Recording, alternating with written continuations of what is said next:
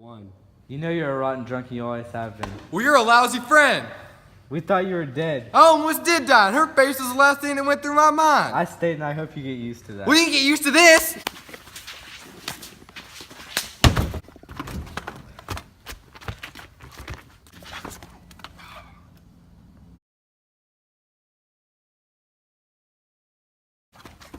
Get back here! 2, 1. I'm leaving. But everybody always ends up leaving. I'm going to fight with the Brits. Hitler's taken over Europe, and they need me or our lives will be lost. But you're in the U.S. Army. You can't. For the comparing and contrasting scenes, Rafe's departure scene was inaccurate because men in the American Army were not allowed to go and join other armies. This could not have happened in actual history compared to the movie because this was not allowed. They could not go overseas to fight in other armies.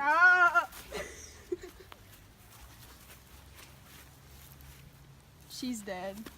That's Betty. She's dead. All right, I'm done. The nurse hospital attack scene was inaccurate because the Japanese did not actually attack the hospital. They only bombed the harbor, which casualties and the wounded were carried into the hospital, but the hospital itself was not actually attacked.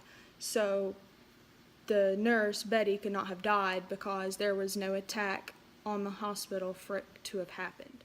War is inevitable. To hide this fact is death. The Americans cut off the oil that is our lifeline. We only have enough for 18 months. We have no choice but war. There is only one way, a massive sudden strike. You see us capable of such a blow? We will annihilate their Pacific fleet in a single attack at Pearl Harbor.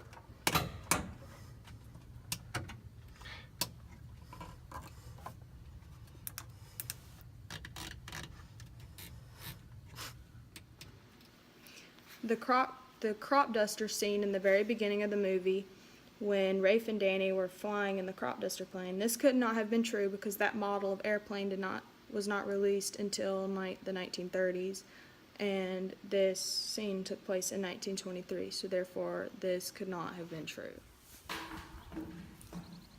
Okay, so I'm gonna teach you about this little torpedo What happened right to here. Ching-a-ling Dong? Ching ching ching chong. So we're gonna tell you about this. It's the fins. That's another fin. You can't see that fin, but there's one there. You don't have to look though. Okay, and also, this is the tip. In here is about 14,000 pounds of gunpowder. Explodes about Pearl Harbor size. Let's see, this is unable to be held by airplanes unless like 4 of them are holding it, which we ain't have enough money for that, so we're just gonna have to bomb the Japanese. Oh wait, no, my bad, I'm Japan. The Japanese are gonna bomb the Americanos. We're gonna blow up Pearl Harbor on this. Okay, that's the end of it. Why the hell is the Navy doing practice this early on a Sunday? I'm with the Navy newsreel, and I can tell you one thing. They make Navy planes. All hands, man your battle stations. We're being bombed. We're being bombed. Jesus Christ! Man your battle station. Another dumb drill. All hands, man your battle station. What the heck was that? It's a bomb. This ain't no drill. They just sunk the Arizona. All hands, man your battle station. They look like Japs. I didn't even know. The Japs were sore at us. Danny, you just get me into a gosh darn plane. Holy God. I hope there's still an airfield left. Why is the Navy always buzzing us? Oh man, come on. The Japs are here. What the hell? I heard what you did. We can explain that, sir. Explain whatever it is you heard about us, sir. You mean the hula shirts you were flying in, or the 7 planes you shot down? This quote from Doolittle explains how unprepared the Americans were during the attacks of Pearl Harbor. Usually in the attacks, the men would have time to reach their stations in the right gear. Also, the quote said from Rafe, "Danny, you just get me into a gosh darn plane," means they had no time to prepare for this attack. They had to fight in their Hawaiian shirts. Yet, they still became heroes after this attack. I'm with Navy Newsreel, and I can tell you one thing. Them ain't Navy planes. This quote explains in plain detail how confused the Americans were during the attack on Pearl Harbor. The Japanese, through possibly the greatest sneak attack in history. The Americans at Pearl Harbor thought those Japanese bomber planes were Navy planes doing practice. So to conclude, the Americans were really really confused, and the Japs did a really good job with that attack.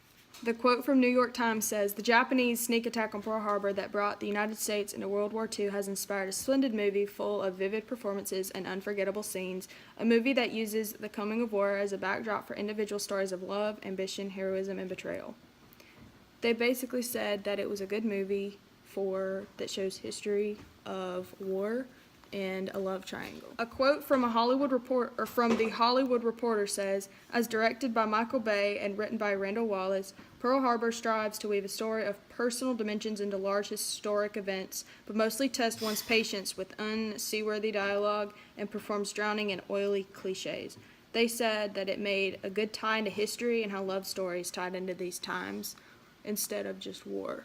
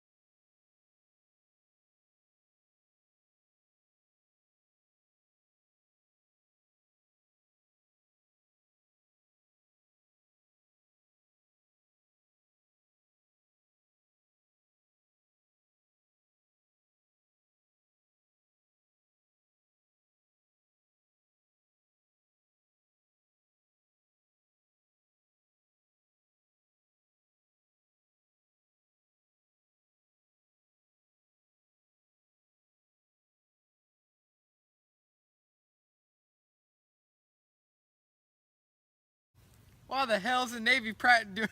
Okay. All right.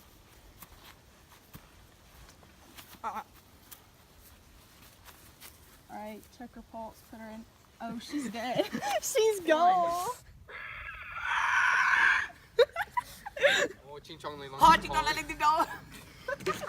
Two, one. Come on. That was so bad. We're laughing. Alright, are you ready?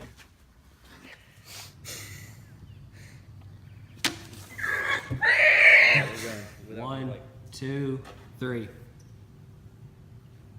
My friend Danny here, he was kind enough to look after my interests. One, two, three. See, my friend Danny here, he was kind enough to look after my interests for me. He even took care of my girl while I was gone. We thought you were dead, Danny, and he gutted us both. Not Danny. I mean, One, two, three. See, my friend Danny here looking after my interests for me. He was even kind enough to look after my girl for me while I was gone. we thought you were dead, and he gutted us both. We were just trying to get on with our lives. Well, life's good, ain't it, Danny? Rotten drunk and you always have been. Well, you're a lousy friend. We thought 2, 1. you're a rotten drunk and you always have been. Well, you're a lousy friend. We thought you were dead. I almost did die, and her face was the last thing that went through my mind. Oh my You know you're a rotten drunk and you always have been. Well, you're a lousy friend. Oh my God.